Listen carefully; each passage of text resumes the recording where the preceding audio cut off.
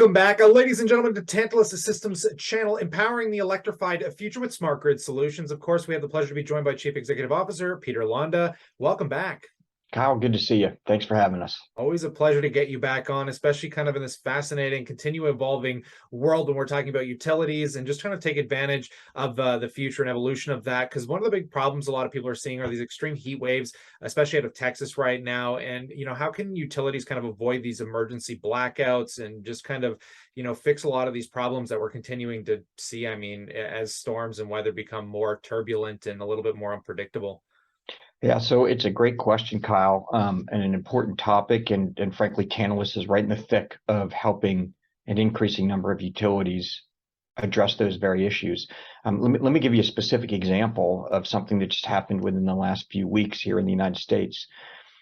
You may have seen, or viewers may have seen, recent news, really in the middle of July, out of the state of Texas, which dealt with a horrendous blackout in February of 2021 during a winter storm that took the entire grid effectively down, put people's lives at risk. Unfortunately, a number of people lost their lives, and then they're still quantifying the damage to the grid and into people's homes and businesses from losing heat in the middle of the winter, and having pipes burst and all kinds of bad things happen. So a few weeks ago, Texas had a heat advisory that hit leading up to July 11th. To their credit, ERCOT, which is the Reliability Council for Texas, started putting some plans in motion out of concern that the amount of power required on a very hot day would exceed the amount of power that the utility could deliver, much like what unfolded in February. And so to their credit, they started taking some actions around conservation, around voltage reduction, on making sure their gas peaker power plants were ready to go, and coordinated things. And what unfolded is the weather sort of shifted on them. So they got through July 11th without any issues. And then lo and behold, as the temperature continued to increase, the wind decreased, and Texas relies heavily on a lot of large wind generation.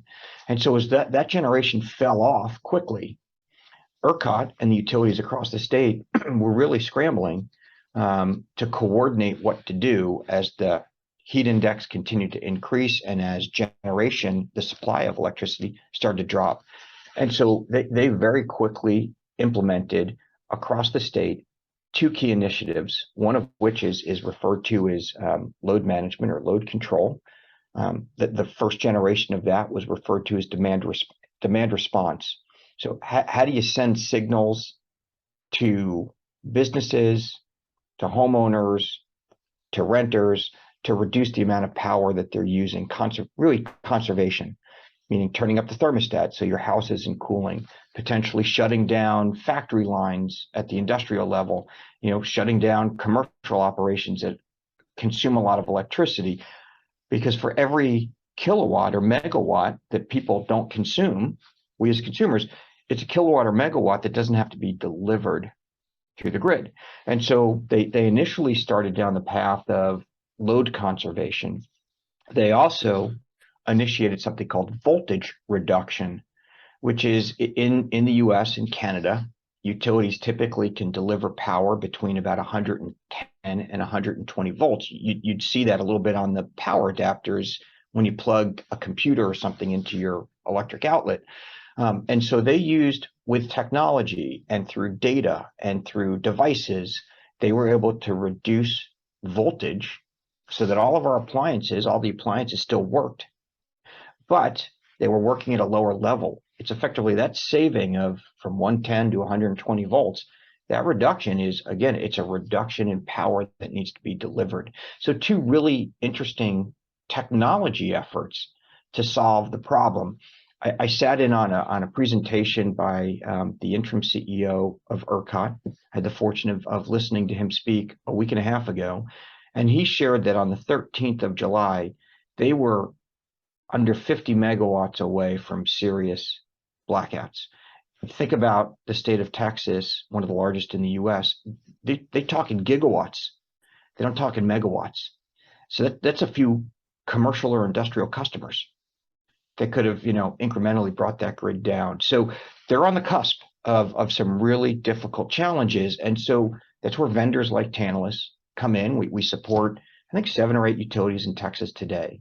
And so we're constantly thinking with them, how can we give them more control over what people are consuming?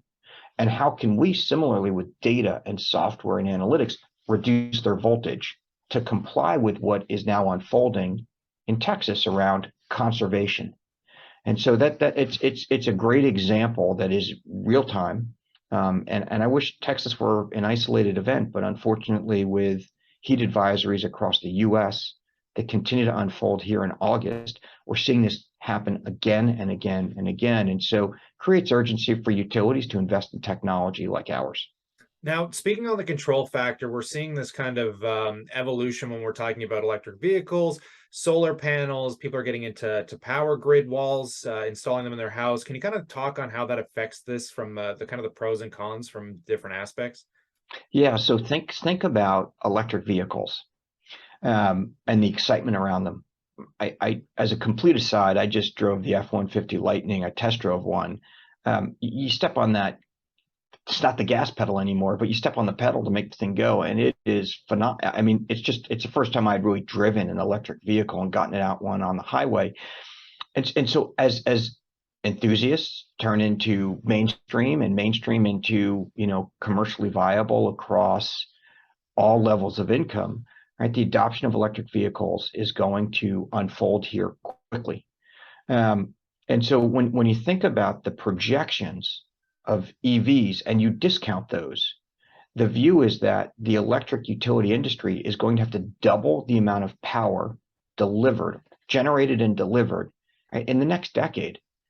So when you have extreme weather where you're already at max capacity, if not above, with blackouts, think about how much more complicated that gets when people start plugging in electric vehicles across neighborhoods and communities and cities, right? It only exacerbates the problem for utilities and puts the grid that much more at risk. So controlling when people charge their vehicles, giving utilities the power and the capabilities, right, to actually understand where are the electric vehicles showing up, when do those vehicles get charged, what are the thermal dynamics of that charging, what does it mean at the home, at the business, at the block, in the neighborhood, to the town, to the city, right? It's all about the data, and from the data visibility, then from there, devices control, so that if you have an emergency situation like Texas just witnessed, the entire state, this isn't one utility, it's the entire state,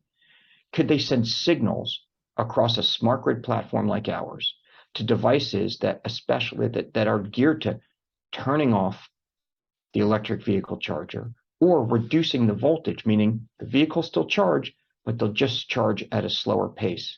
And as a consumer, I could be pissed, I could be upset, I could say, I don't want to give the utility that level of control, but the options are really going to be a little inconvenienced on your EV versus losing power in the aggregate. Right? That's a Hobbesian choice. It's an easy choice to make if you're given the choice. What we're doing is providing the utilities with the technology so they can communicate to their customers and then provide those options and choices. So that's where we see EVs really cascading here for the utility. The inverse is on control.